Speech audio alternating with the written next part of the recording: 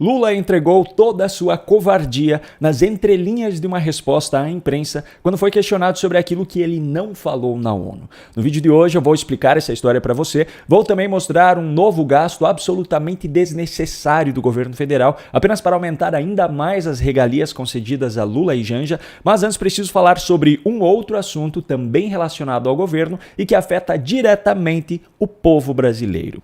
Segundo uma matéria publicada pela Gazeta do Povo, o Ministério do Planejamento, pasta que é comandada por Simone Tebet, está estudando a possibilidade de fazer alterações no Simples Nacional, que é o regime especial de tributação para micro e pequenas empresas, para ajudar o governo Lula a equilibrar as contas federais. A ministra Simone Tebet afirmou que o Simples Nacional precisa ser aprimorado, que as distorções precisam ser reduzidas e que ele precisa gerar mais receita para o governo. Ela disse que isso se enquadra no eixo de revisão de gasto vertical. Apesar de não ser nenhuma novidade, pois Simone Tebet já havia sinalizado essa intenção em uma entrevista à Folha de São Paulo ainda no início de setembro, essas mudanças parecem estar cada vez mais próximas de serem concretizadas. Para entender o impacto disso, tanto no governo quanto no bolso do cidadão brasileiro, não é preciso analisar números, alíquotas ou estatísticas. A lógica aqui é muito simples. Em relação ao governo, se trata de mais uma medida de um governo irresponsável que está desesperado para aumentar a sua arrecadação, pois tem plena consciência de que não conseguirá cumprir as metas fiscais durante todo o seu mandato. E é mais uma medida de um governo absolutamente contraditório, que vende a imagem de que está ajudando o povo brasileiro, mas na verdade está apertando onde pode para sugar mais dinheiro. Afinal, manter a sua política populista e uma estrutura inchada do Estado custa muito caro. Para o cidadão brasileiro, o impacto obviamente é ainda mais significativo, pois levando-se em conta o fato de que o Brasil já é um país anti-empreendedor por natureza, qualquer mudança em um regime como o Simples Nacional já pode causar um grande estrago. Afinal, esse regime especial de tributação é o que possibilita a existência de grande parte das empresas brasileiras e, consequentemente, também é responsável pela existência de uma parcela significativa das vagas de emprego que existem nesse país.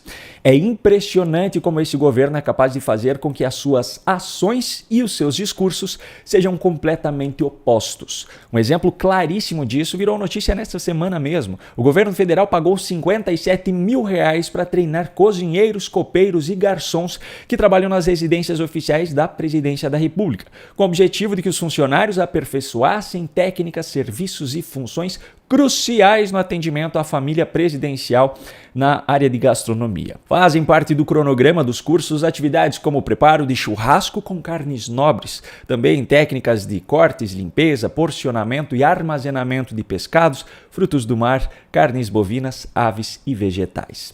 Agora eu pergunto, se Lula é um homem do povo, se Lula luta contra a desigualdade, a pobreza e a fome, por que ele e Janja precisam então ser atendidos por profissionais altamente capacitados no que há de melhor na gastronomia? Se é para lutar contra a desigualdade, comece dentro da própria casa então. Por que não pode comer o tradicional feijão e arroz, um bife e um ovo frito? Por que precisa de garçons e copeiros? Que exemplo é esse que o presidente dá ao povo? O exemplo de quem desfruta das regalias e dos luxos que o seu cargo permite, enquanto combate a desigualdade apenas nos discursos. Pois é, e o problema é que, para uma grande parte da população brasileira, com o apoio da imprensa militante, como é o caso da Globo, somente os discursos chegam aos seus ouvidos. E com isso, as narrativas de que esse governo defende a democracia, o combate à fome, à pobreza e à desigualdade continuam funcionando. E por falar no apoio da imprensa militante, ontem a Globo News exibiu mais uma demonstração claríssima disso. Durante o Estúdio I, o programa que, sob o comando de Andréa Sadi, tem se mostrado o principal palco da militância de esquerda dentro da emissora, estava sendo discutida uma divisão na direita em função das eleições em São Paulo. Que as pesquisas estão mostrando um empate triplo, né? As últimas pesquisas, pelo menos. Marçal, Nunes e... Eu ia falar em Ricardo Nunes e Boulos. O Merval fala hoje na coluna lá no jornal Globo da divisão da direita. Só que Merval Pereira não apenas escreveu a matéria mostrada por Andréa Sadi, como ainda estava ali no estúdio para dar a sua opinião travestida de jornalismo, como sempre. E dentro desses comentários dele surgiu a afirmação de que Lula é maior do que a própria esquerda.